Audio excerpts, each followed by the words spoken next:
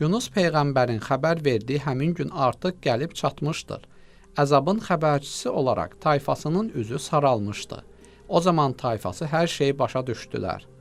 Onlar: Doğrudan da rəssam olmadan bir rəsm öz-özünə çəkilə bilməz. Bu yerin, göyün, göydə görsənən buludların bir yaradıcısı olmalıdır. Axı buludla gələn küləyi əstirən qüvvə olmalıdır. Göyü də, buludu da, küləyi də yaradan böyük qüvvə Allahdır.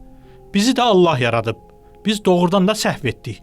Yunusu dinləmədik. Bütün bu nemətləri yaradan Allaha ibadət etmədik. deyirdilər. Üzümüzün saralması Yunusun xəbər verdiyi əzab əlamətidir. Biz onun bu günə qədər yalan dediyini heç görmədik. Dedilər. Kəndin insanlarının qəlbinə qorxu düşdü. Yunus peyğəmbərin dediklərinə əməl etmədikləri üçün peşman oldular. Uca səslə Allaha yalvarmağa başladılar. Artıq onların başı üzərində qara bulud dolaşırdı. Şiddətli külək başlamışdı. Əzabın gəlməsinə az qalmışdı. Yunusun tayfası təşviş və qorxu içində elmli bir şəxsin yanına gəldilər.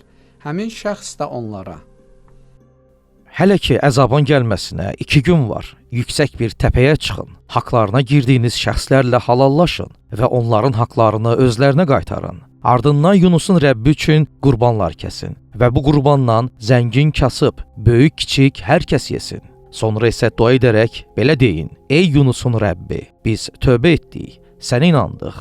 Yunusun peyğəmbərliyini də qəbul etdik. Yunusu tapacağımız vaxt sənin əmrlərini ondan öyrənib həyatımıza tətbiq edəcəyik deyə yalvarın. Onların qəlbinə qorxu düşdü və səhv yolda olduqlarını anlayıb tövbə etdikləri üçün Allah Cəllə Cəlaluhu onları bağışladı. Əzabın gəlməsi yaxın olsa da bəlanı dəf etdi və onların əcəlləri gələnə qədər dünyada yaşamalarına izin verdi.